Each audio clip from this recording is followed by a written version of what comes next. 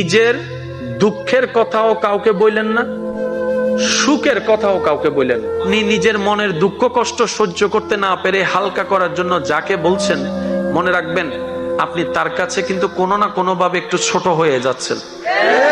এমনও হতে পারে আপনার দুঃখের সে কথাগুলা আপনার সামনে অভিনয় করে যে আপনাকে বুঝ দিয়েছে, সে পিছনে আপনার সেই দুঃখের কথা নিয়ে হাসি ঠাট্টা করতেও দ্বিধাবোধ করে না, এমন অনেক মানুষ আছে।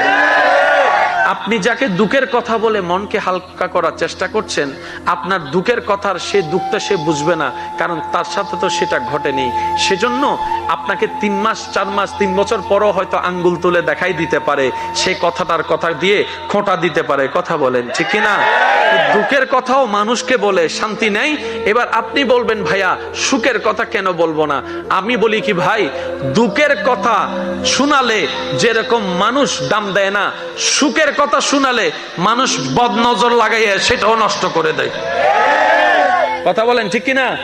সেজন্য আমি বলার চেষ্টা করি, যখন বেশি দুঃখ হবে অন্তর বেশি ব্যথিত হবে, অন্তরে প্রচুর পরিমাণ কষ্ট হবে, কোনো প্রকার চিন্তা করা ছাড়া, কারোর সাথে আলাপ আলোচনা করা ছাড়া যাই নামাজটা বিছান, রবের দরবারে সিজদায় চলে যান। সুবহান।